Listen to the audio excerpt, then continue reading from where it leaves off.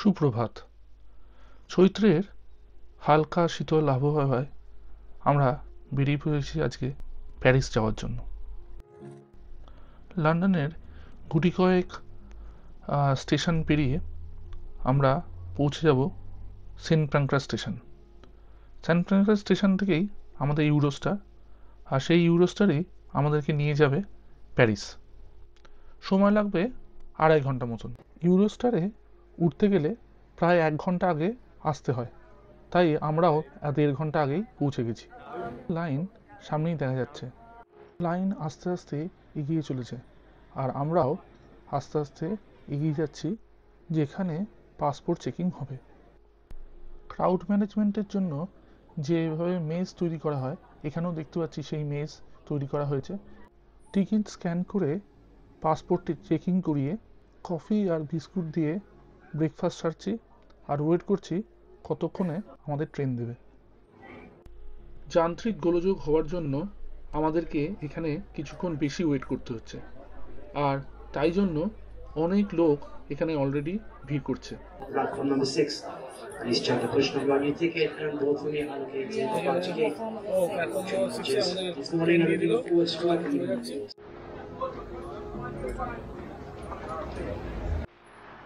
Post 11 এ আমাদের seat number. Eurostar হলো পশ্চিম ইউরোপের একটি আন্তর্জাতিক উচ্চগতির রেল পরিষেবা, যা বেলজিয়াম, ফ্রান্স, জার্মানি, নেদারল্যান্ডস এবং ইউনাইটেড কিংডমকে সংযুক্ত করে। ভাড়া প্রত্যেক যাত্রী আসা যাওয়া মিলিয়ে 150 পাউন্ডের মতন। এর সর্বোচ্চ গতি 327 কিলোমিটার প্রতি ঘন্টা। মাইকে অ্যানাউন্স হয়ে গেল যে আমরা অনেকটাই প্যারিসের কাছে পৌঁছে গেছি, আর এই গ্যারে দু নর্ড স্টেশনে আমরা নামবো। গ্যারে দু নর্ড স্টেশনে আমরা নেমে গেছি, আর এখান থেকে আমাদের ফার্স্ট ডেস্টিনেশন হবে হচ্ছে হোটেল। বাস, মেট্রো, আরিয়ার, ফানিকুলার সব কিছুরই টিকিট এই টিকিট মেশিন থেকে পাওয়া যায়। মানে একটা ডে পাস কিনে নিলেই পুরো একদিনে যতবার ইচ্ছা চড়া যায়, এবং এর ভাড়া হচ্ছে 8 পাউন্ড 36 ইউরোস। সঙ্গে একটা কার্ড কিনতে হয়, যেটার দাম হচ্ছে 2 ইউরোস। গার্ডেনুর স্টেশন থেকে বেরিয়ে আমরা এখন ওই বাস ধরে হোটেলের দিকে যাওয়ার চেষ্টা করব। এই বাস স্টপেই নাম্বার 54 বাস আমরা ধরবো। বাস পৌঁছে গেছে, এখন আমরা উঠবো। What a joke! আমাদেরকে বাস থেকে আমরা নেমে পড়লাম, কারণ হচ্ছে যে বাসটা 54 সেটা আবার এই বাসটা অ্যাডভান্স যাবে না, বললো নেক্সট বাসটা অ্যাডভান্স যাবে।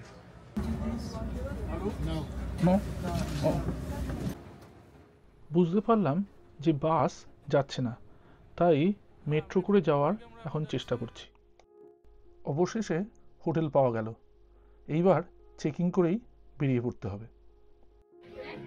লুভ মিউজিয়াম যেতে গেলে 2টো স্টেশনে নামা যায়। একটা প্যালেস রয়্যাল মুজে দি লুভ, আরেকটা লুভ রিভুই। আমরা প্যালেস রয়্যালেই নেমে যাব। লুভের সামনে চলে এসেছি। প্রায় 10 একর জমি নিয়ে মিউজিয়ামটা তৈরি।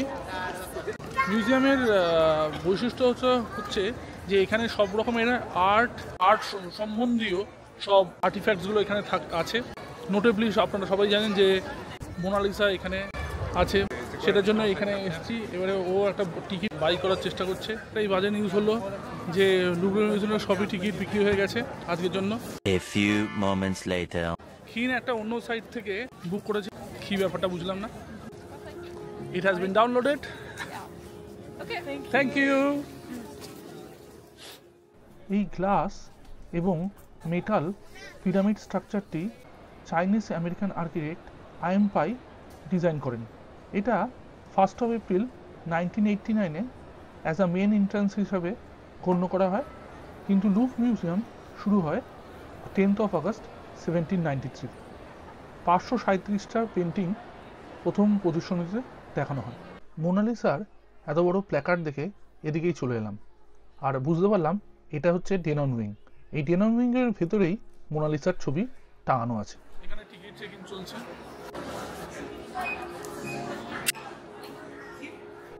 মোনালিসা কোন দিকে তার সাইন পোস্ট সব জায়গায় করা আছে, সেগুলো দেখে দেখেই আমরা আস্তে আস্তে এগিয়ে যাচ্ছি।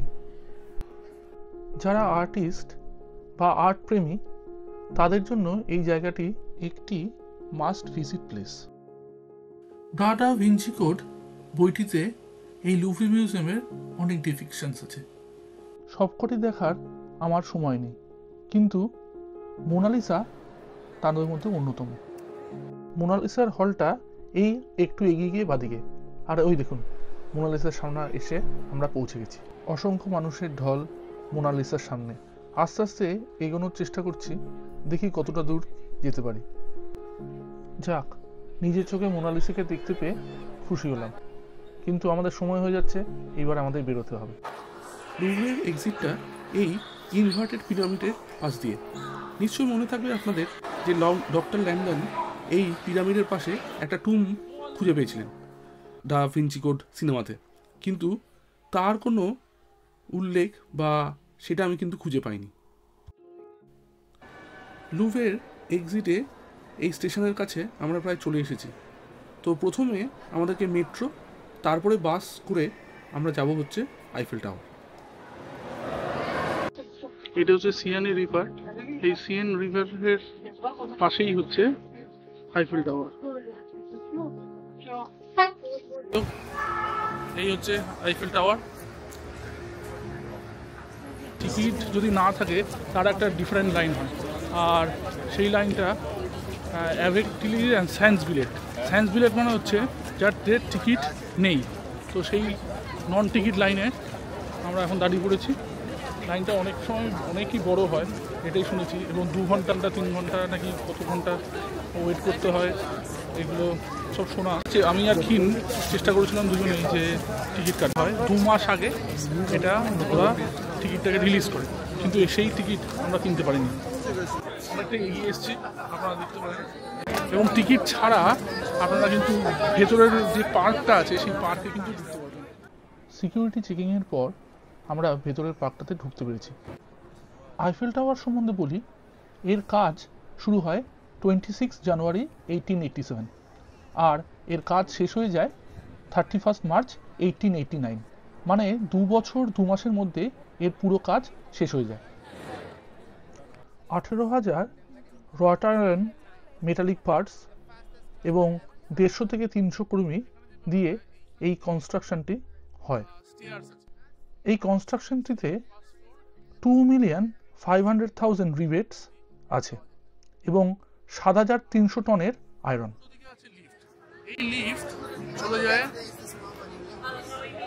সেকেন্ড ফ্লোর এবং টু দ্য টপ, কিন্তু আজকে এই মুহূর্তে সেকেন্ড ফ্লোর অবধি যাচ্ছে, একদম টু দ্য টপ যাচ্ছে।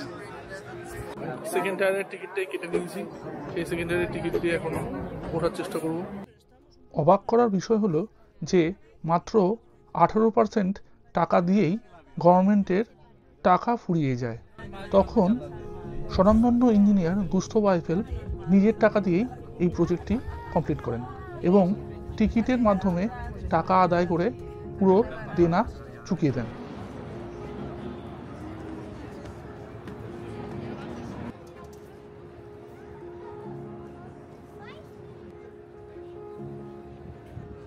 ভালো লাগছে দেখে যে এখানে আইফেল টাওয়ারের উপরে রেস্টুরেন্ট, কিন্তু খুব একটা বেশি কিন্তু দাম নয়, মানে মোটামুটি it's okay, little bit expensive তো হবেই।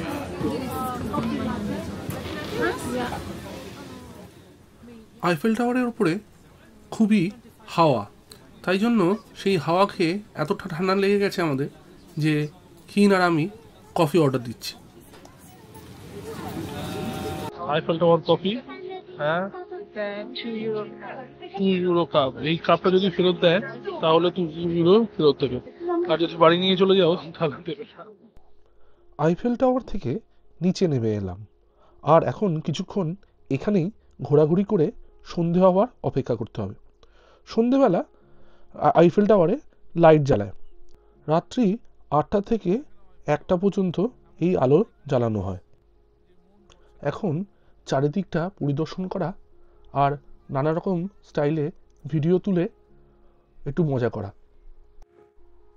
সিয়েন নদীর ধারে যথেষ্টই হাওয়া এবং হাওয়াটা বেশ ঠান্ডা, তাই খিন কিছু গরম বাদাম কিনে ফেলল যাতে একটু গরম হওয়া যায়, আর দেখতে দেখতেই আলো জ্বলে উঠেছে। এই আলোর রং কোনো অনুষ্ঠান থাকলে সেটা পরিবর্তন করা হয়। রাত্রি 9টার সময় প্রথম আলোর ঝলকানি হবে, আর সেইটাই দেখার জন্য আমরা ওয়েট করছি। রাত্রি 9টা প্রায় বাজে, আর ওই দেখুন আলোর ঝলকানি শুরু হয়ে গেছে।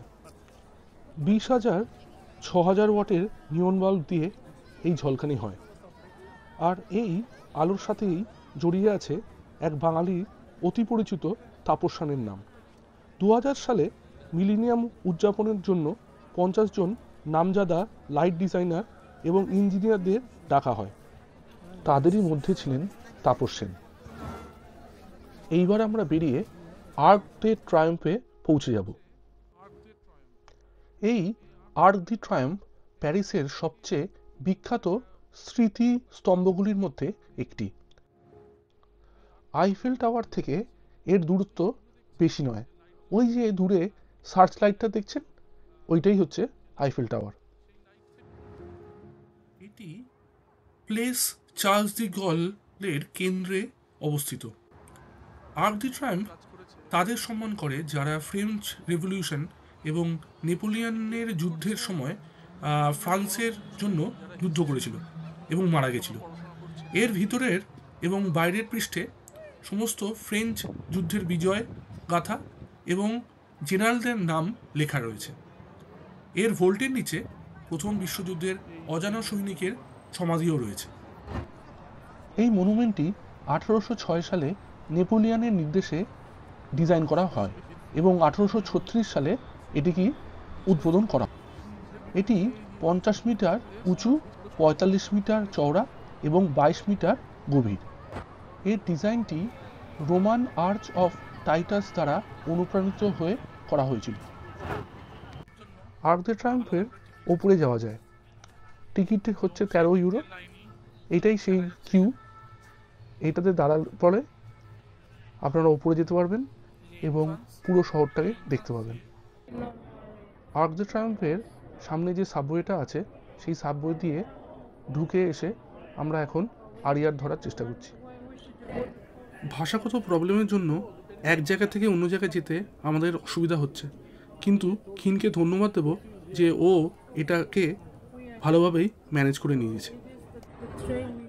আর প্রত্যেকবারই এইরকমভাবেই গুগল ম্যাপ আর নর্মাল স্টেশনের ম্যাপগুলো দেখে দেখে আমরা একে একে গন্তব্যস্থলগুলোতে পৌঁছতে পেরেছি।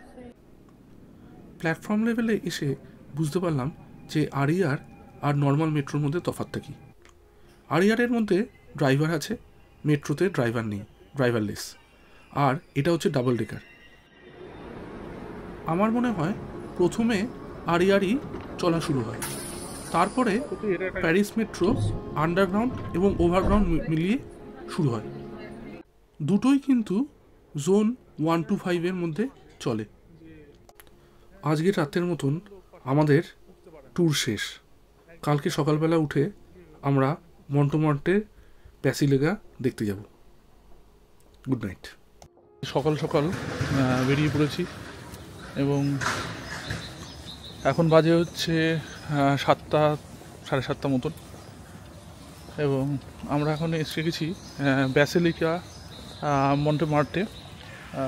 সেইটার এখান দিয়ে একটা ফানিকুলার রেলওয়ে আছে, মানে একটা লিফট টাইপের। সেই লিফটটা দিয়ে উপরে উঠতে হবে। এবং আমাদের যে প্যারিস যে পাস কিনেছিলাম কালকে, সেই পাসটা দিয়েই এই লিফটে কিন্তু ওঠা যায়। এটার জন্য কোনো আলাদা করে কোনো কিছু লাগবে না। এটাই সেই লিফট বা ফানিকুলার রেলওয়ে। খুবই ছোট পথ, বাদিকে সিঁড়িরও ব্যবস্থা আছে। এটাই হলো স্যাক্রে কয়ের ব্যাসিলিকা। স্যাক্রে কয়ের মানে হচ্ছে সিক্রেট হার্ট, যেখান থেকে পুরো প্যারিস শহরটা দেখা যায়।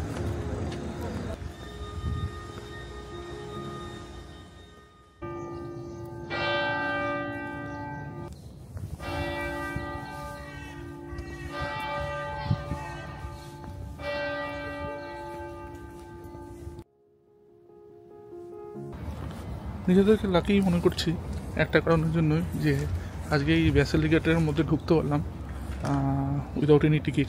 কারণ আমার মনে হয় আজকে হচ্ছে ইস্টার সানডে, আর ইস্টার সানডের দিন ওরা এই প্লেয়ার্সের জন্য সবার জন্য এটা খোলা রাখে। আমরা এখন চলে এসেছি রিভার্স ক্রুজ করার জন্য সিএন রিভারের ধারে, মানে ওই আইফেল টাওয়ারেরই কাছে। টিকিট হয়ে গেল।